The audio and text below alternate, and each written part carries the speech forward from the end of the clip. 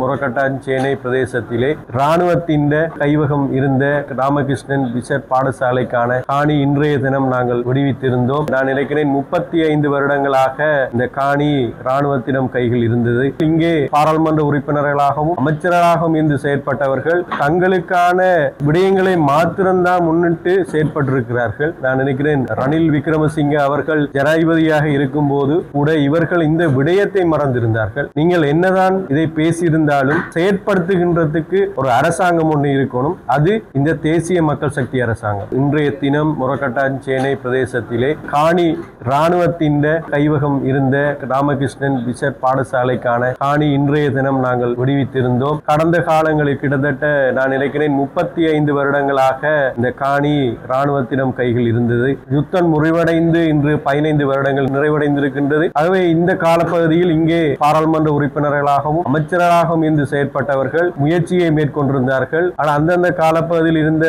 அரசாங்கத்தோட நெருங்கி பழகினவர்கள் இருக்கின்றார்கள். அவர்கள் தங்களுக்கான விடயங்களை மாத்திரம்தான் முன்னிட்டு செயற்பட்டிருக்கிறார்கள். நான் நினைக்கிறேன் ரணில் விக்ரமசிங்க அவர்கள் ஜனாதிபதியாக இருக்கும் போது கூட இவர்கள் இந்த விடயத்தை மறந்திருந்தார்கள். அதை தாண்டி தங்களது சுயலாப அரசியலுக்கு தேவையான விடயங்களை மாத்திரம்தான் அவர்களிடமிருந்து பெற்றுக் கொண்டிருந்தார்கள் இந்த ஜனாதிபதிகளிடமிருந்து. ஆனால் மக்களுக்கு தேவையான இப்படிப்பட்ட பல விடயங்கள் இந்த மட்டக்களப்பு மாவட்டத்தில் இருந்து கொண்டுதான் இருக்கின்றது. அதை இந்த தேசிய மக்கள் சக்தி அரசாங்கம் வந்து அதை நாங்கள் செயற்படுத்தும் போது உரிமை கொண்டாடுகின்ற ஒரு தரப்பினராக இன்றைய அவர்கள் மாறி இருக்கின்றார். ஆகவே அவர்களிடம் சொல்லிக் கொள்ள வேண்டிய ஒரே ஒரு விடயம், நீங்கள் என்னதான் இதை பேசியிருந்தாலும் செயற்படுத்துகின்றதுக்கு ஒரு அரசாங்கம் ஒன்று இருக்கணும். அது இந்த தேசிய மக்கள் சக்தி அரசாங்கம் மாத்திரம்தான் இருக்கின்றது. ஆகவே இந்த இன மத மொழி கடந்து நாங்கள் அனைவரும் ஒன்றாக செயற்படுகின்ற ஒரு அரசாங்கமாக தேசிய மக்கள் சக்தி அரசாங்கம். இதில் விசேடமாக நாங்கள் இந்த விடயத்தில் நன்றி கூற வேண்டும். வடக்கில் கிழக்கில் இருக்கின்ற வடக்கு கிழக்கு பிரதேசங்களில் இருக்கின்ற இராணுவத்திடம் அல்ல ஏனைய தரப்பிடம் இருக்கின்ற